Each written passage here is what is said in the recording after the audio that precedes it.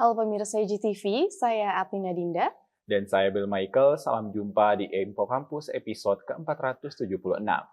Seperti biasa, Info Kampus akan menyajikan informasi aktual dari berbagai kegiatan di kampus Universitas Gunadarma. Ya, betul sekali. Informasi yang kami rangkum mencakup kampus Depok, kampus Kalimalang, kampus Cakung, kampus Karawaci, dan kampus Cengkareng Universitas Gunadarma. Info Kampus aktual seputar kampus Universitas Gunadarma.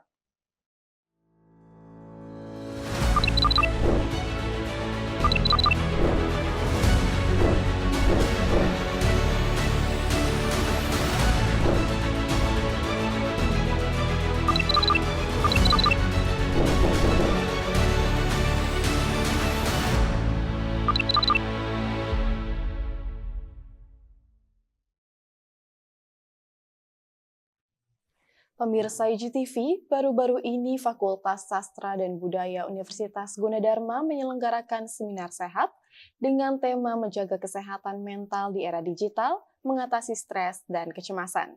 Seminar ini dilaksanakan pada Sabtu 26 April 2025 di Kampus K Universitas Gunadarma.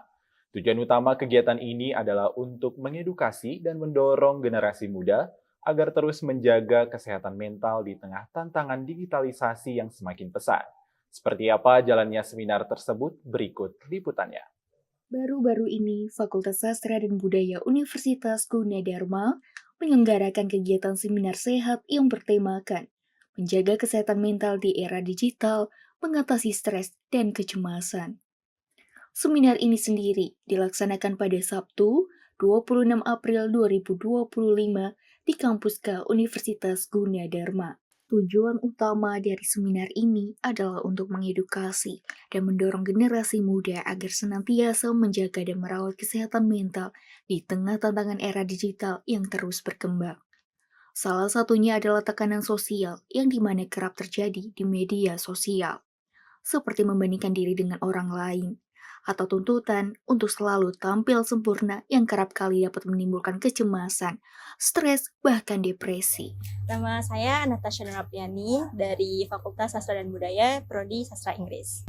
Tujuan utamanya kan karena sebenarnya saya melihat di media sosial atau di kalangan saya sendiri pun banyak anak muda, terutama Gen Z zaman sekarang, itu mengalami tekanan sosial.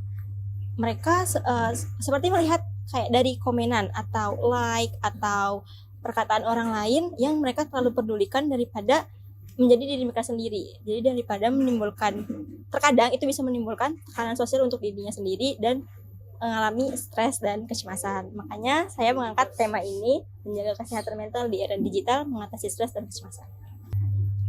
Misi sosialnya mungkin lebih banyak ini aja sih Kak, dari panitia mungkin kita bakal menyelenggarakan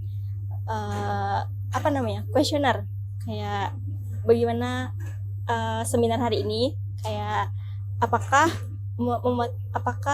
ada pelajaran yang bisa diambil dari narasumber yang tadi sudah menyampaikan ilmu-ilmunya.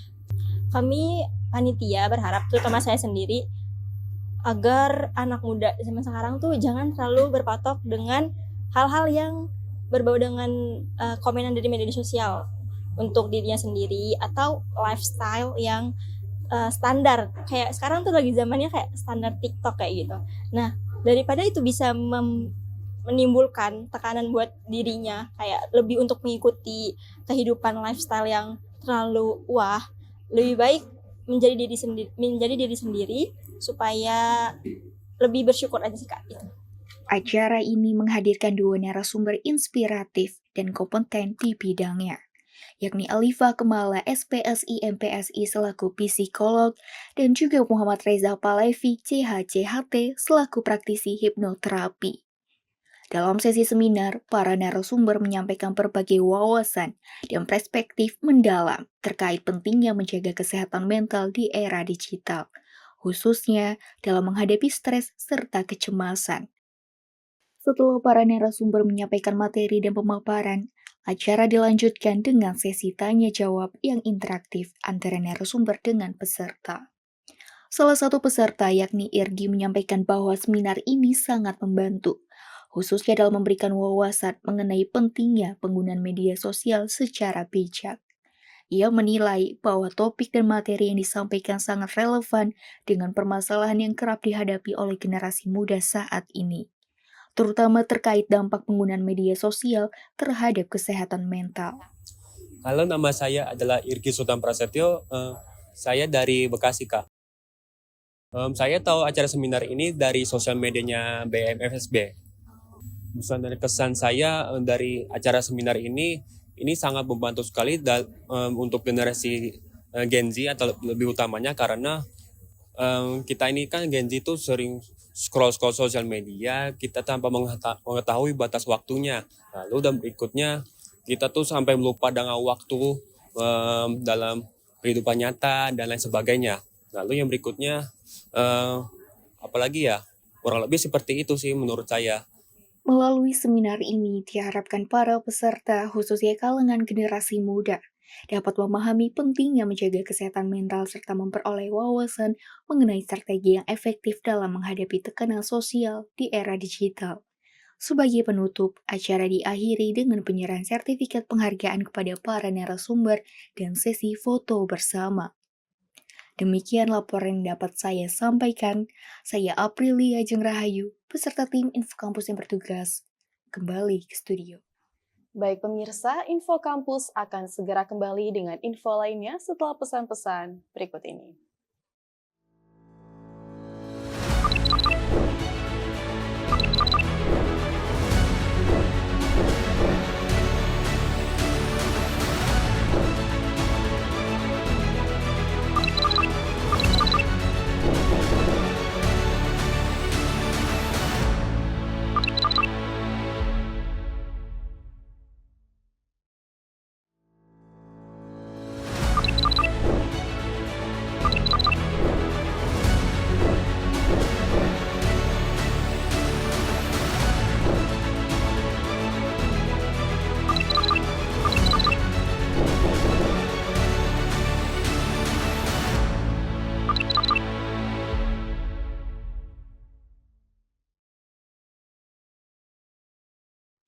Pemirsa IGTV, AKMR TV Jakarta akan melaksanakan kegiatan produksi tugas akhir di Yogyakarta, tepatnya pada 26 hingga 30 Mei mendatang.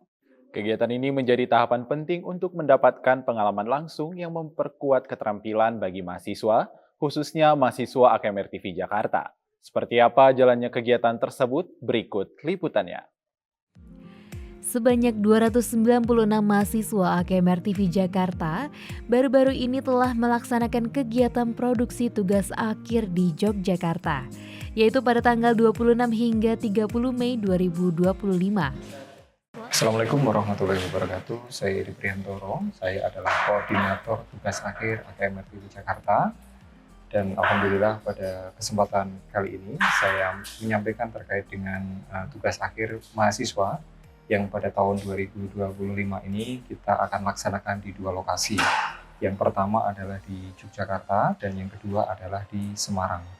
Nah, adapun secara umum tujuan dari kegiatan tugas akhir ini adalah memberikan pembekalan kepada para mahasiswa atau menyiapkan para mahasiswa untuk dapat mengimplementasikan teori maupun praktek yang mereka sudah pelajari semenjak semester 1 sampai semester 5, dan inilah saat mereka harus mempraktekkan langsung bekerja sama dalam satu tim ke beberapa lokasi, dan itu untuk membina ataupun memfasilitasi kerja tim atau melatih kerja tim mereka atau teamwork ya, sehingga ini sangat bermanfaat seandainya mereka nanti memasuki dunia kerja.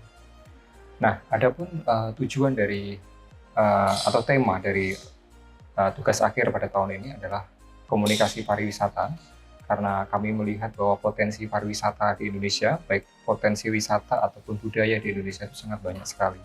Oleh karena itu, dan banyak yang belum terdokumentasikan, terinformasikan dengan baik kepada masyarakat luas. Oleh karena itu, AKMR TV Jakarta melalui tugas akhir ini mencoba membantu, membuat sebuah film dokumenter, dokumentasi kegiatan di masyarakat baik pariwisata ataupun budaya yang nantinya akan kita sampaikan ataupun kita publish melalui beberapa media, termasuk juga akan kita bagikan. Nah, ini adalah satu terkait dengan tugas yang memang harus dilakukan oleh mahasiswa untuk mengimplementasikan teori dan praktek. Yang kedua juga pengabdian kepada masyarakat, ya, sehingga masyarakat juga akan mendapatkan manfaat dari kegiatan yang kita akan lakukan ini. Nah, untuk tugas akhir yang pertama, kloter pertama, kita bagi menjadi 2 kloter karena memang jumlahnya lumayan banyak. Kloter pertama sejumlah 296, berlangsung di tanggal 26 sampai 30 April 2025. Ya, dengan jumlah yang besar itu, kami berharap mahasiswa yang berangkat ke Jogja dengan destinasi yang berbeda-beda itu berhasil memotret potensi budaya dan pariwisata yang ada di Yogyakarta. Besar harapan kami bahwa mahasiswa mampu memotret secara langsung bagaimana budaya dan pariwisata yang ada, yang nantinya itu bisa bermanfaat untuk masyarakat luas dan juga tentunya bagi mahasiswa itu sendiri, bagi kampus dan juga bagi dinas ataupun pariwisata Indonesia. Dan ini juga penting rasanya untuk mahasiswa karena itu menjadi portofolio mereka yang itu akan melekat kepada mahasiswa sampai kapanpun. Nah, terkait dengan apa harapan ketika mahasiswa melakukan tugas akhir ini, tentunya kita berharap semua bahwa mahasiswa bisa mengimplementasikan teori dan prakteknya, kemudian juga terbiasa bekerja dalam tim ya, atau teamwork, mengatasi segala problem yang mungkin terjadi di lapangan. Dan ini kan pembiasaan yang baik menurut saya, karena nanti di dunia kerja pun akan seperti itu. Ya, sehingga kami berharap bahwa mereka mulai dari awal kuliah TA sampai akhir, baik dari mulai penulisan, mencari ide, menulis naskah sampai nanti post production, itu mereka bisa bekerja sama dengan baik, menghasilkan sebuah karya yang kami sangat berharap karya itu yang memiliki value ataupun nilai yang tinggi buat kita semua, buat mereka dan juga buat masyarakat. Selama 4 hari 3 malam, mereka melakukan pengambilan gambar dan juga riset lapangan di berbagai lokasi budaya dan juga pariwisata di Yogyakarta. Nama saya Agung Nugraha dari kelas 3BA 02. Judul TA saya Prayitna Rupanding Larva dengan arti rahasia wajah di balik topeng. Yang pasti capek, teman-teman juga pasti semua capek, tapi banyak pelajaran dan hal-hal baru yang bisa dipelajari dari tugas akhir ini. Kendala mungkin kalau dari kelompok saya sendiri lebih ke masalah waktu ya, banyak waktu-waktu yang kebuang yang kayak di perjalanan macet. Oke, perkenalkan nama gue Dewa dengan judul TA gue Kiskendo, Jejak Legenda, Cermin Kehidupan. Kesan untuk dari TA kali ini, saya suka karena kita secara kelompok bisa menyatu dengan baik gitu. Dan kita juga senang karena bisa bekerja sama sebagai tim dengan baik juga. Dan pesannya itu saya harap kedepannya semoga TA AKMR TV Jakarta bisa semakin sukses dan bisa dibenerin lagi ke depannya. Ya. Kendala dari kelompoknya gimana? Kalau kendala dari kelompok saya itu paling karena kurangnya peraturan dari rundown gitu. Jadi kita agak kurang mengikuti rundown acara rundown TA-nya. Jadi sebaiknya semoga di kelompok saya ini ke depannya juga bisa lebih fix lagi dalam mengerjakan sesuatu gitu. Kegiatan ini menjadi tahapan penting dalam melaksanakan studi mereka, sekaligus menjadi pengalaman langsung yang memperkuat keterampilan teknis, kerjasama tim, serta kreativitas dalam memproduksi karya audiovisual. Proses ini menjadi bekal menuju sidang akhir dan pemilihan karya TA terbaik AKMR TV Jakarta tahun 2025. Kegiatan produksi tugas akhir di Yogyakarta ini berjalan dengan lancar dan juga penuh antusias dari para mahasiswa. Baik, saya Farhana Kalisa melaporkan untuk Info Kampus. Baik pemirsa, Info Kampus akan segera kembali dengan info lainnya setelah pesan-pesan berikut ini.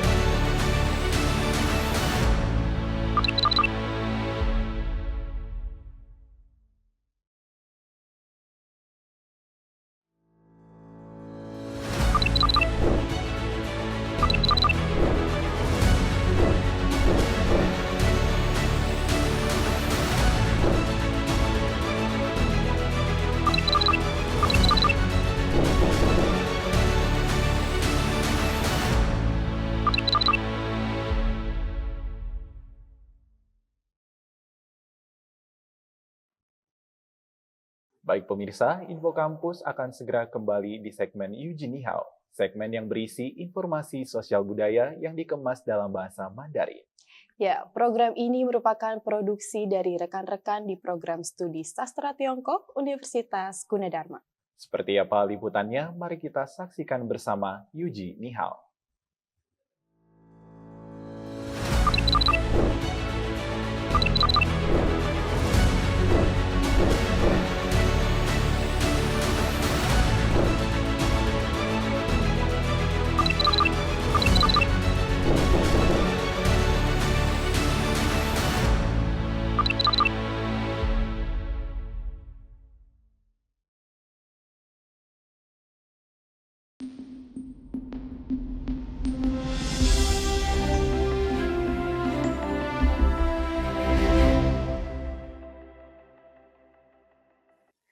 Pemirsa YJ TV, senang sekali saya Anida Hanifah Ashanti Dan saya Win Holimah dapat berjumpa dalam program Yuji Nihao episode 136 yang akan membahas seputar bahasa dan budaya Tiongkok.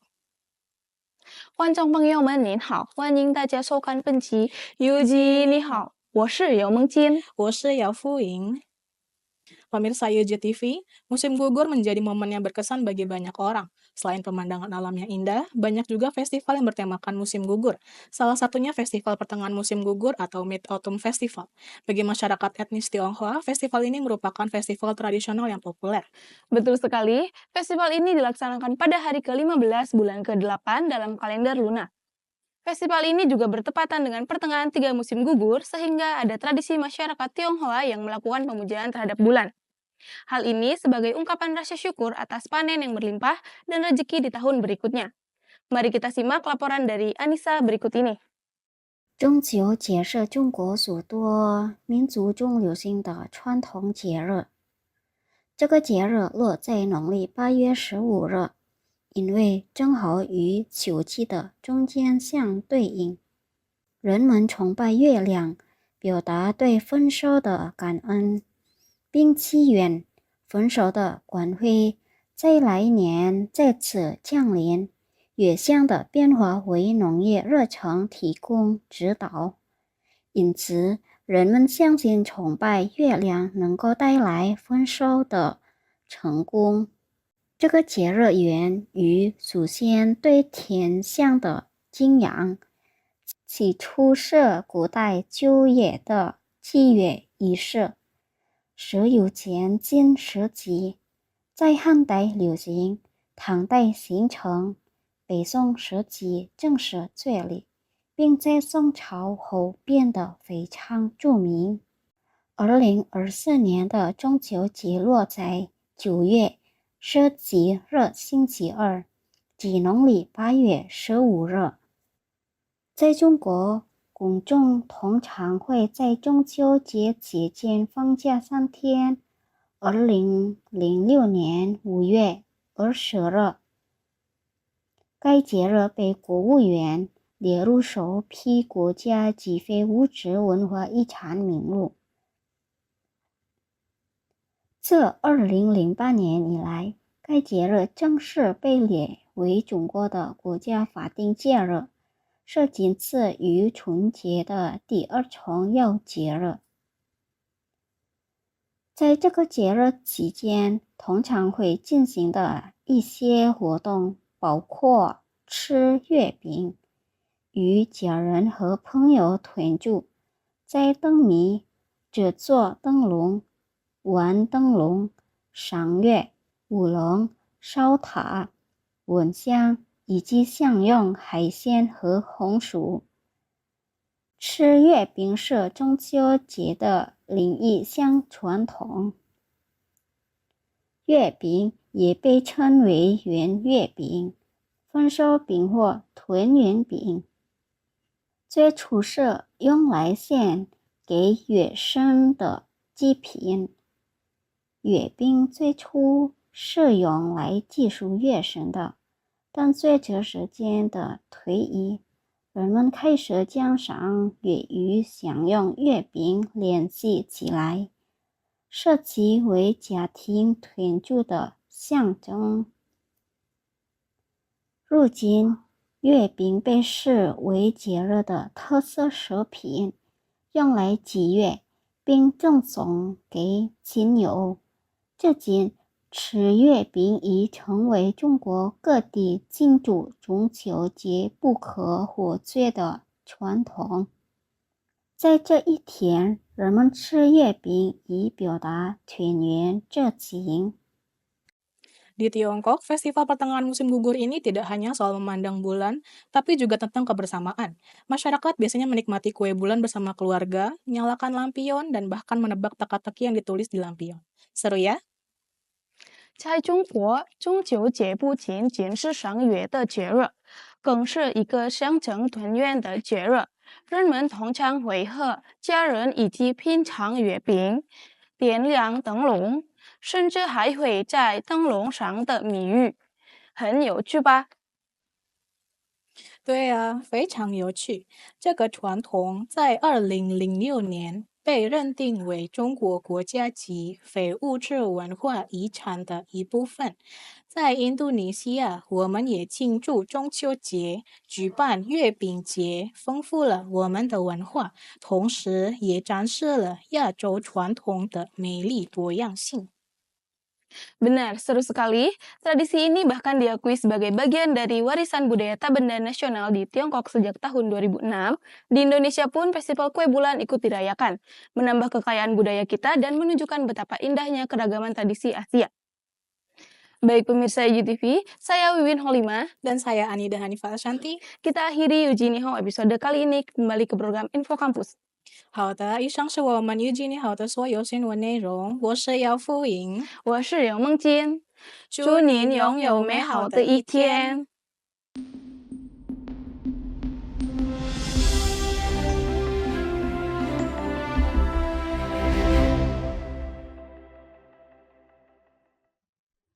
Baik pemirsa, berakhir sudah Info Kampus untuk episode ke-476. Saya Adnina Dinda. Dan saya Bel Michael, beserta tim Info Kampus yang bertugas menyampaikan terima kasih dan sampai jumpa.